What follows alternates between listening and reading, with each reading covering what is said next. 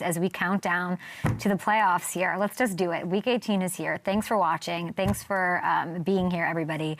And let's do it. If we look at the slate here, let's take a look. Saturday, Bucks, 3-point faves over the Panthers. If Carolina wins, they'd be NFC South champs. If Tampa wins, they'd still need the Saints to beat the Falcons on Sunday to lock up the division title. Now Atlanta, a 3-point fave on FanDuel Sportsbook. Chris Olave has been ruled out. That is important to note, and you're welcome. The Seahawks, 1.5-point faves at San Francisco. George Kittle, Trent Williams, Ricky Pearsall, they are all questionable. I imagine they go for this one seed up for grabs. The Bears, 3-point faves over the Lions. They are on a mission to lock up the 2 seed. Wild to think the Lions are on the verge of finishing dead last in the NFC North. And the Ravens, 3.5-point favorites over the Steelers in Pittsburgh with the AFC North on the line. Lamar Jackson has been practicing.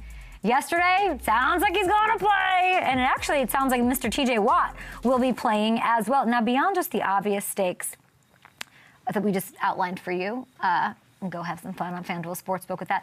With Week 18, there are some major implications for a few legends.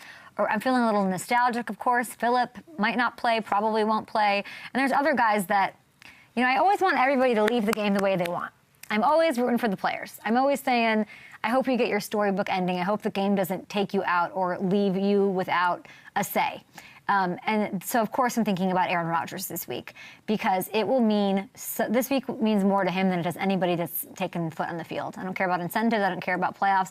This is a big one for Aaron that we should all really think about. And I was thinking about it the other day. It feels like no one has the sense that this team is capable of going on a run in the playoffs. And I'm like, why? Why if it's Aaron, right? And I have to be honest, I have not thought about this team that way as Steelers fans on social media, Twitter, watching it now. You'll tell me that, I'm sure.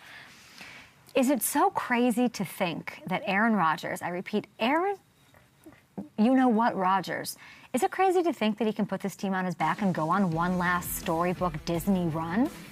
I don't think this is crazy. You don't think this means more to him? What is motivation? What does meaningful fulfillment do for a player at any age?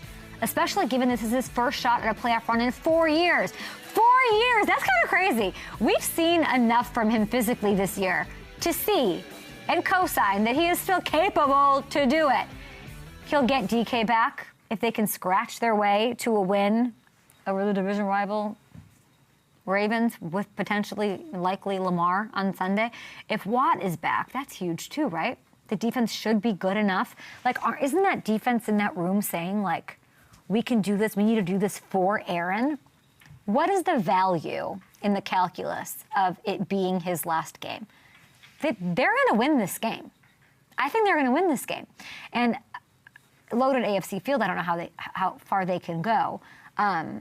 Why are we writing off the Steelers with Aaron Rodgers? What has he shown us to make us think that he can't do it? Can't he dig deep for this one game? Doesn't he want it? Does he want it more than Lamar? Does he want it more than the Ravens? Is he done? This could be his last game. There's just a whole thing to that, but wishing him the best. Always. Okay, speaking of a vet who has a chance to go on a run here, we have not talked enough as a society, as a sports society who loves the NFL. Brandon Graham, friend of the show, he retired, but he didn't. He told me that. You heard it here first, that he wasn't going to close the door, kept himself in shape. Voila, he lands back on the Eagles. He unretires mid-season. You heard it here first.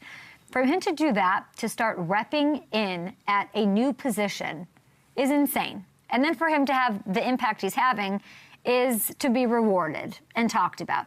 BG, you have 3 sacks over the last 3 weeks. 3! Playing less on the edge, by the way, and more at defensive tackle. He's situationally DT. What is going on? He is showing he still has the quickness. Look at him. Okay, Brandon. He's blowing past guards. He's getting to the quarterback. And this has been such a game changer for this defense. The Eagles have completely retooled on the fly up front, and we need to give it its love right here. And I'm not saying Brandon Graham is the sole reason for this because we know Jalen Phillips has been a huge ad. Just the sexiest moves by the sexiest GM who makes them. Mr. Roseman, you are doing your thing as usual. But just take a look at this. Since BG unretired, as you just saw, the Eagles have had the NFL's #1 scoring defense, allowing 9 fewer points a game than they were over the first 9 weeks. Can I see that full screen again? 25th. Take a look at that. 25th in sacks. before Graham and Phillips. They're 4th since adding them. BG's been such a big part of this Eagles defensive turnaround. This defense, a huge reason why, I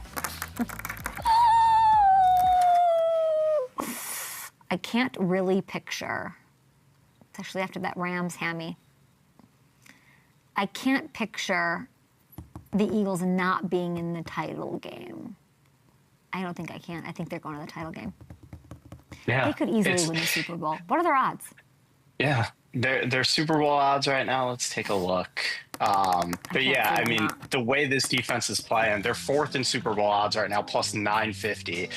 And I'm with you. The way no one's talking about the defense, everybody just wants to talk about the offense and what's going on with this. What's going like? Yeah, well, on their offense, Saquon's looking good. So I'm still taking that. If we're just talking about the offense, I think they're going to be just fine. And it is like, yeah, we talked about their defense last week, but we have not talked about the Eagles. And I did not do, like last year I said this is the most complete team in the NFL. They're going to the Super Bowl. I said that around week what? Week 8 last year. Week 8 last year. And I was right. And they went and they won and all of that. I haven't had that feeling. But it's because Saquon was rolling the whole time, you know? And now we have Saquon looking Saquon-y. We've got experience, which I would think means something here. We've got a little like less confidence in the other juggernauts, like the Rams. I have a little less confidence in them. And I could just see it. I could see it with the defense. And BG, for him to be like looking like this right now, give me the peptides. Give me the peptides, BG. I need, spill the tea. JHC95, what stem cells are you getting? Where are we going to Tijuana? What are we doing? I'm going. I want it. God. No, nothing? Okay. I don't even know how to follow that up. Yeah. Lastly, how about Calais Campbell? And I don't know that he's done. Do we know if he's done him? We don't know. He has said that he's undecided. That's where he's at going into this game. He's a couple days ago. Well, we know that they're not playing in the playoffs, and they don't have much to hold on to. But this would be game 278 for him, regular season game. Calais takes on the Rams. We don't know if he's coming back, per Matthew Hamilton, our insider, but 19 seasons at 40 years old. We just wanted to take a moment and say, friend of the show, Calais Campbell, if this is it, and I hope it's not, and I don't think that, you know, he'd have no problem coming back for another year because he's playing at this crazy level. I think that's why it's such a crazy decision he's going to be faced with. Look at him. He's 1 sack away from hitting 7.5 on the year. I didn't expect that. There you go, Calais. That not only triggers a $500,000 incentive, but it gives him the highest sack total that he's had in 7 years. This is a man who's taking the peptides. He just is. The amino acids, whatever it is, it's working for him. I'm not ready to say bye. I'm going to keep an extra close eye. I think he wraps it up in Arizona. I don't know if he'd play anywhere else. Actually, I don't know that he wouldn't because he looks so good. He has been a joy to watch. An impactful figure in this league over a career that has spanned 3 decades. And I appreciate every moment with him that we've gotten on the field, that I've gotten on this show. And I think we see him in Canton this year. Not this year, but, you know, this is his Canton resume. True one of one. Have we ever seen a player like him before? No. Have we seen one that probably will do that again? No. The media will be waiting for you, Calais. Keep playing. You look great out there. Versatile across the line at his size. That size, by the way, pretty much unprecedented for a D lineman, isn't it? He's disruptive. The leadership, the work off the field, the human the man is. Everything about him is Hall of Fame worthy. Walter Payton Man of the Year, top 25 all-time in sacks, second in TFLs, like you're seeing. All 2010s, I believe, team.